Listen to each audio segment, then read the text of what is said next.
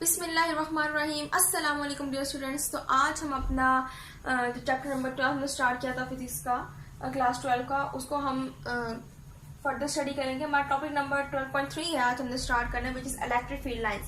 पिछले लेक्चर में हमने इलेक्ट्रिक फील्ड को स्टडी किया था, इसमें हमने बताया था कि माइकल फैराडे ने इलेक्ट्रिक फील्ड का आइडिया प्रपोज किया था। इसी तरह इलेक्ट्रिक फील्ड लाइंस जब हम बात करते हैं तो इलेक्ट्रिक फील्ड लाइंस के बारे में भी माइकल फैराडे ने एक आइडिया दिया था, जिसके जरिए से हम इलेक्ट्रिक फील्ड की स्ट्रेंथ को, उसकी डायरेक्शन को बता सकते थे। ठीक है, तो माइकल फैराडे की वजह से हमें इलेक्ट्रिक फील्ड लाइंस का पता चला।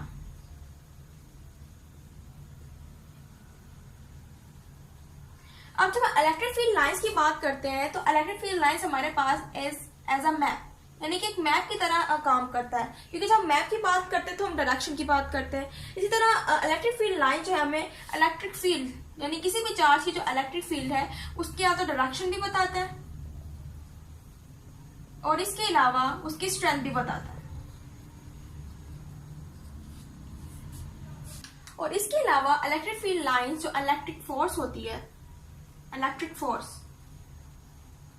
उसकी डायरेक्शन भी हमें बताता है, उसके बारे में भी इंफॉर्मेशन देता है कि जो इलेक्ट्रिक फोर्स लग रही है, जो भी फोर्स लग रही है एक चार्ज पर, वो किस डायरेक्शन में लग रही है। ठीक है ना, उसकी डायरेक्शन भी बताता है, उसके बारे में भी इंफॉर्मेशन बताता है। और हम ये बात भी कहते हैं कि जिस डायरेक्शन में फोर्स लगती है उसी डायरेक्शन में इलेक्ट्रिक फील्ड भी क्या कर रही होती है, एक्ट कर रही होती है। तो इसी वजह से हम इन इलेक्ट्रिक फील्ड लाइंस को लाइंस ऑफ फोर्स भी कहते हैं। इनको हम दूसरा नाम देते हैं लाइंस ऑफ फोर्स का। ठीक है,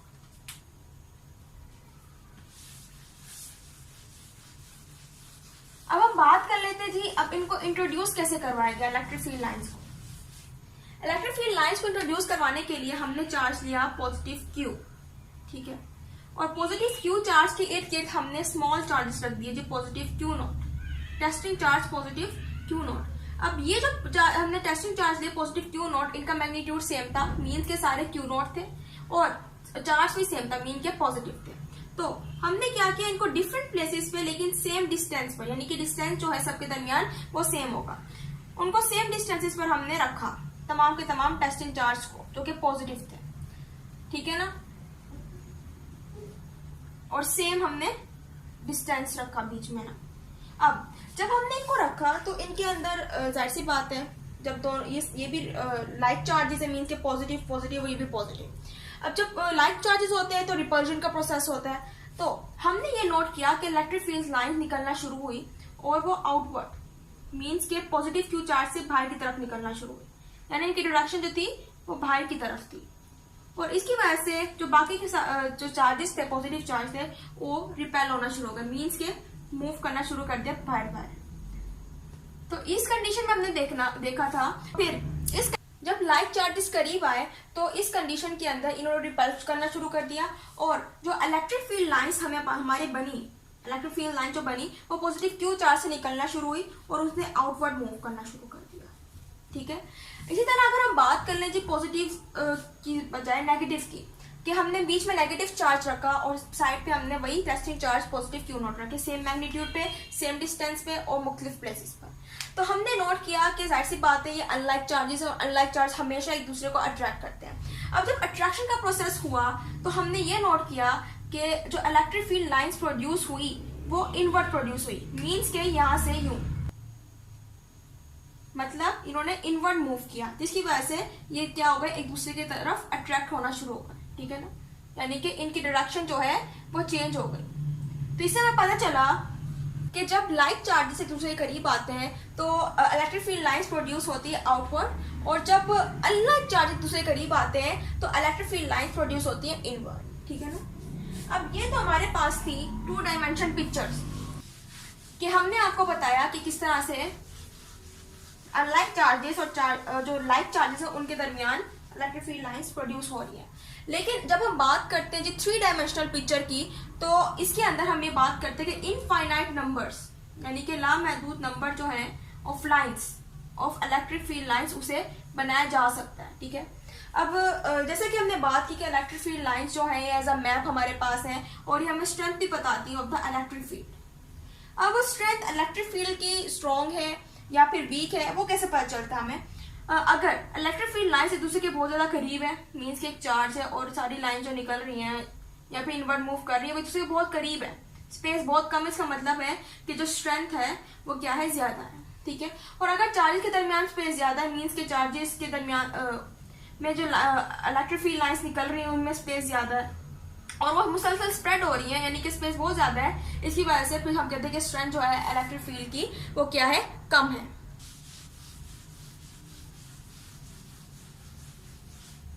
तो हम इस तरह से लिख सकते हैं the number of lines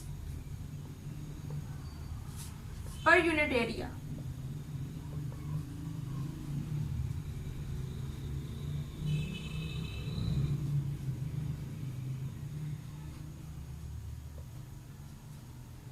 passing perpendicularly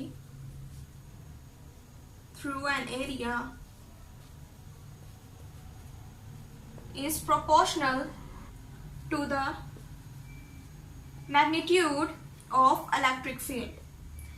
अब इस डेफिनेशन से हमें पता चलता है कि नंबर ऑफ लाइन जो है वो किस तरह से प्रोपोर्शनल है इलेक्ट्रिक फील्ड के। मींस के हमारे पास चार्ज में से परपेंडिकुलरली जितनी भी लाइंस निकल रही हैं, ठीक है, अगर वो ज्यादा है तो प्रोपोर्शनल का साइन आपको नजर आ रहा है। मींस के अगर लाइंस ज्यादा होंगी तो इलेक्ट्रिक फील्ड भी ज्यादा हो जाएगी, यानी कि जितनी लाइंस परपेंडिकुलरली चार्ज में से निकल रही है उतनी ज्यादा इलेक्ट्रिक फील्ड की स्ट्रेंथ भी होगी, ठीक है।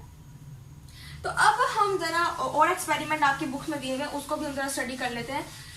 सबसे पहले हम लाते हैं जी एक जैसे चार्जेस को, मींस के पॉजिटिव क्यू है और पॉजिटिव, यानी कि सेम मैग्नीट्यूड है और लाइक चार्जेस है। अब इनके दरमियान जब इलेक्ट्रिक फील्ड लाइन प्रोड्यूस होना शुरू हुई तो हमने देखा कि वो कर्व थी, क्योंकि इनमें रिपल्जन होनी थी, जाहिर सी बात है, क्योंकि ये क्या है, लाइक चार्जेस है और लाइक चार्जेस में हमेशा रिपल्जन होती है। तो इन्होंने एक दूसरे को रिपल करने के लिए क्या की, जो इलेक्ट्रिक फील्ड लाइंस प्रोड्यूस की वो एक दूसरे के ऑपोजिट में की, ठीक है। अब जब हमने बीच में देखा तो हमारे पास ये स्पेस बच गई। इस स्पेस को हमने कहा कि ये जीरो फील्ड है, ये जीरो फील्ड स्पॉट है।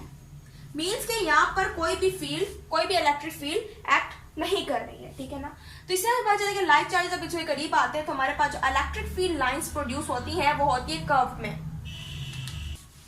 इसी तरह हम बात कर लेते जी अनलाइक चार्जेस, यानी कि दो अनलाइक चार्जेस लेके आते हैं दूसरे करीब। मीन्स की एक तरह हम लेते पॉजिटिव क्यू चार्ज और दूसरी तरफ लेते हैं नेगेटिव क्यू चार्ज।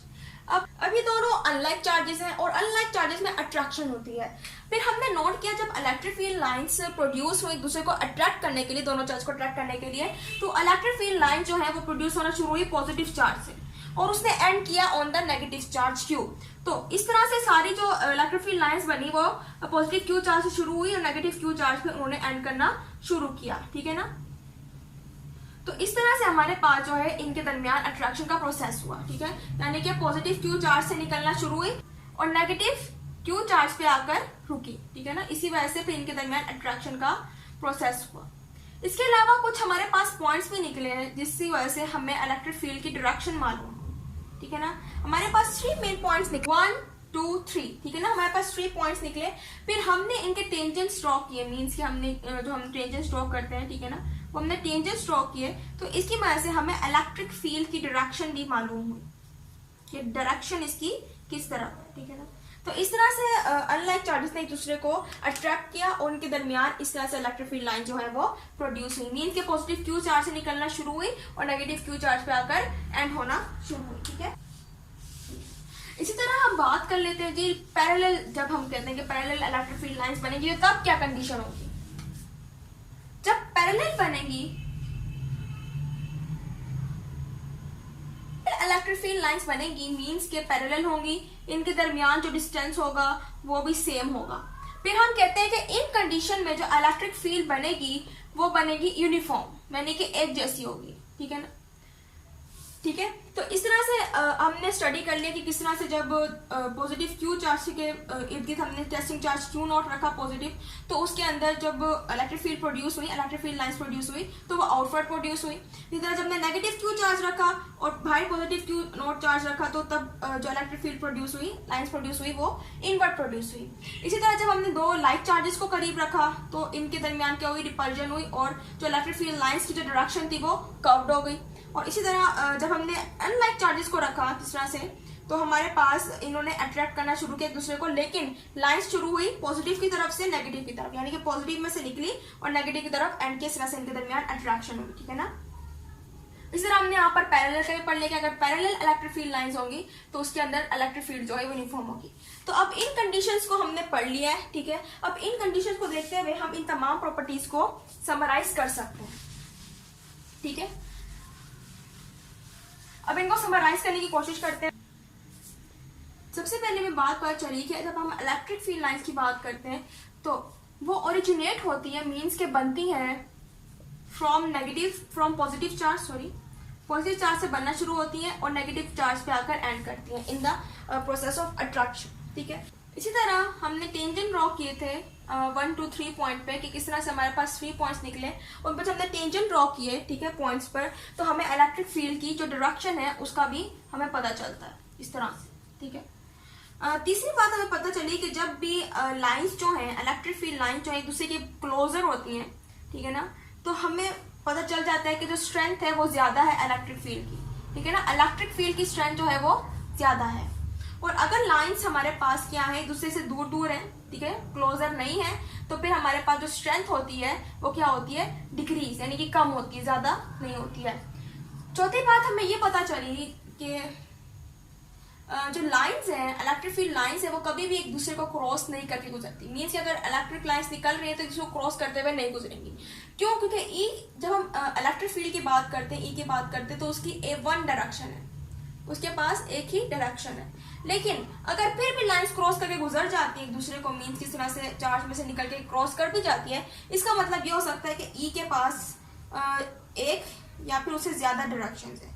तो उसी कंडीशन में जो है ये अपनी डायरेक्शन की वजह से इसके लाइन जो है वो क्रॉस हो जाती है, ठीक है। तो ये था आज का हमारा टॉपिक। उम्मीद है आपको लेक्चर समझ आएगा।